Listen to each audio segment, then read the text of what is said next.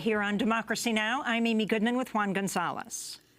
Net neutrality equals digital civil rights. That was the message projected last night onto the offices of the Federal Communications Commission, offices in one of the many protests to take place this week ahead of Thursday's vote by the FCC on whether to repeal the landmark net neutrality protections passed under President Obama in 2015. Net neutrality is the principle that Internet service providers must treat web content equally and do not block or prioritize some content over others in return for payment.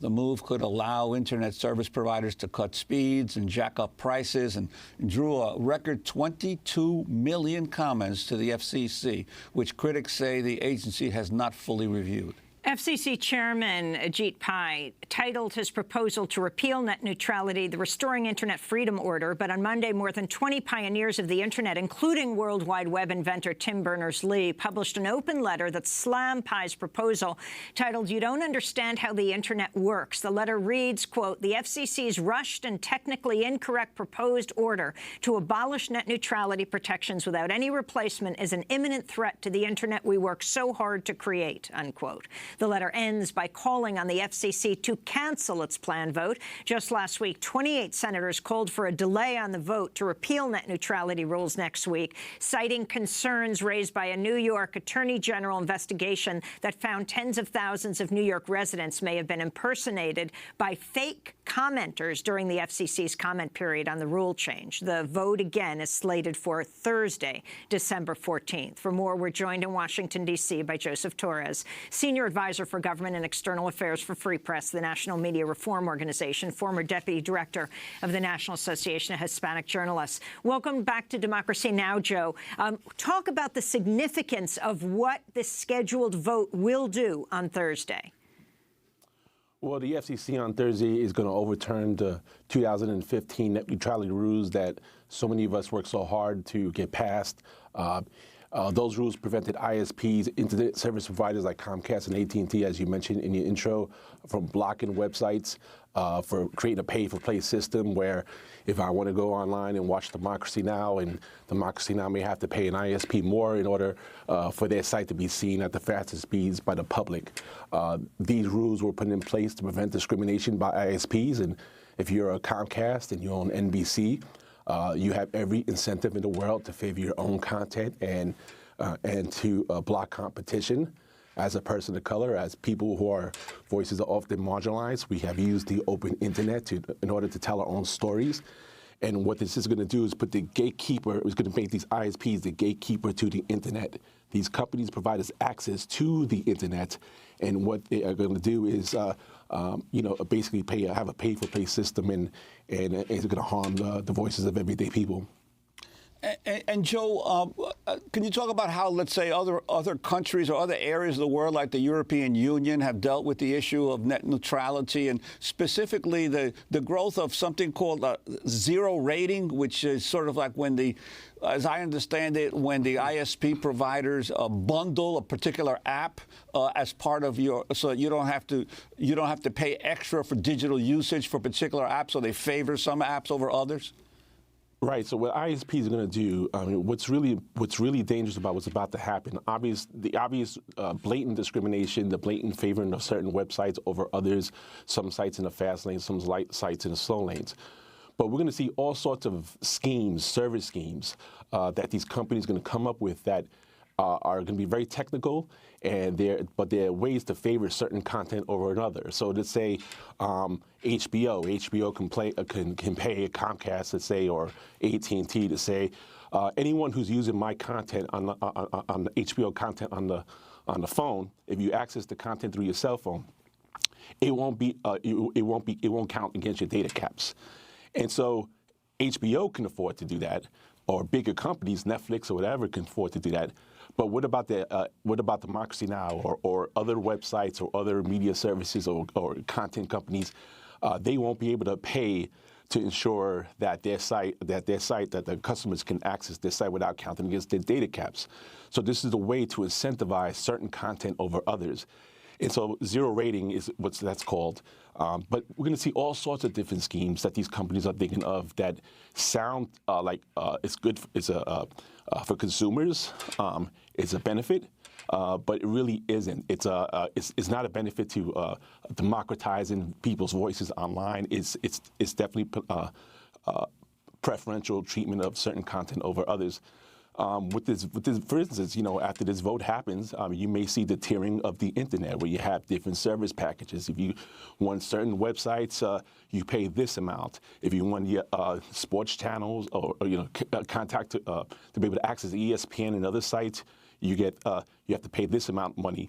Where you be able to have fast access to those sites. But what about the content in those sites of everyday people who don't have those deep pockets to ensure that their voices could be heard? Where net neutrality has done to make sure that all content is created equal. It is how the internet has been founded and it has developed. It's always been the guiding principle of the internet to ensure free speech. These companies what the Chairman Pai tomorrow is going to allow these companies to discriminate at will. It can even block websites if they want to. What Chairman Pai is about to do is going to legally allow that to happen.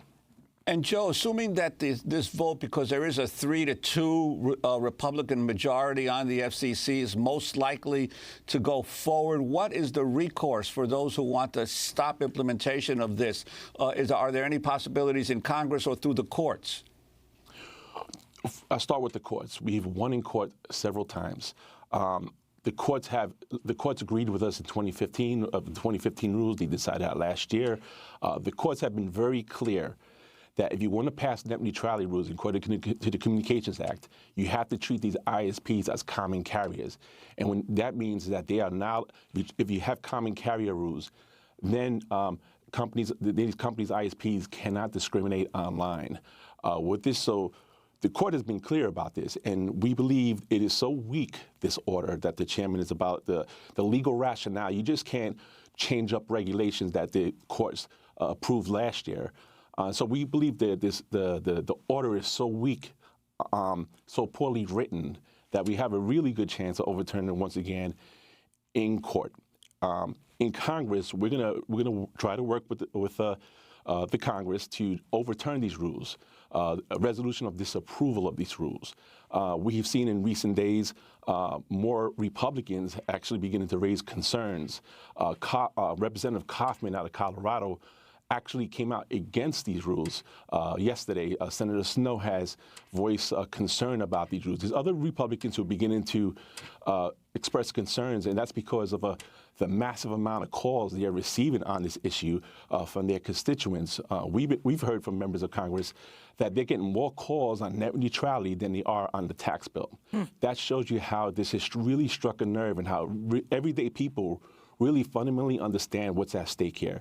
So while we're upset about what's about to happen tomorrow, we're really heartened and energized by the energy that's out there, and just the awareness of this issue has grown in through the years that we've been fighting this issue. And so we're going to continue to fight, and we feel like we have a good shot in court. And we're going to try to work with Congress to overturn these rules Joe, before we go, I wanted to talk about Ajit Pai's background and this remarkable moment, a joke made by the FCC chair, Ajit Pai, when he was the featured speaker last week at the Federal Communications Bar Association's annual dinner. In response to accusations that he's a corporate shill for the telecommunications industry, Pai is a former Verizon lawyer, Pai played what he jokingly called a, quote, leaked 14-year-old video that was actually a recorded skit supposedly set in 2003 in Verizon's D.C. office, where Pai worked as an attorney before joining the FCC. In the video, a Verizon executive tells Pai the FCC is captured by the industry, but, quote, not captured enough. So we have a plan. What plan, Pai asks? The executive responds, we want to brainwash and groom a Verizon puppet to install as FCC chair. Think Manchurian candidate, to which Pai replies, that sounds awesome. This is a clip, supposedly, of the leaked video. Listen closely. As you know, the FCC is captured by industry, but we think it's not captured enough. Our plans, so we have in mind. We want to brainwash and groom a Verizon puppet to install as FCC. That sounds awesome. I know, right? Again, this was played just like in the last few weeks. The Verizon executive in the skit with FCC Chairman Pai is Verizon's Senior Vice President and Deputy General Counsel, Kathy Grillo. Joe Torres, if you can talk about the significance of this. Again, Ajit Pai, the FCC chair, former Verizon attorney. Well, when that was happening, we were out there on the streets in front of the Washington Hilton, which I believe is the same place to hold the Washington Correspondents' Dinner each year with the president. And it's this Washington insider thing where the lobbyists come together and they tell jokes. The head of the FCC each year gives a roast of himself.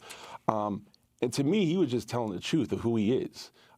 It was plain and clear. Like, it wasn't even fun. I mean, it's supposed to be funny, but to me, he was just being honest about who he is and his intention. He has stated from the beginning of this process that he plans to win this battle. He made that comment at an event at FreedomWorks early in April. He's being totally intentional what he's doing, and I think he was only speaking. He was only telling the truth about himself. It wasn't even funny. But this tells you, like, that scene. It tells you everything you need to know. You hear all those lobbyists inside there laughing. Folks on the street protesting. That very day he spoke, there were over 700 protests at Verizon stores across the country.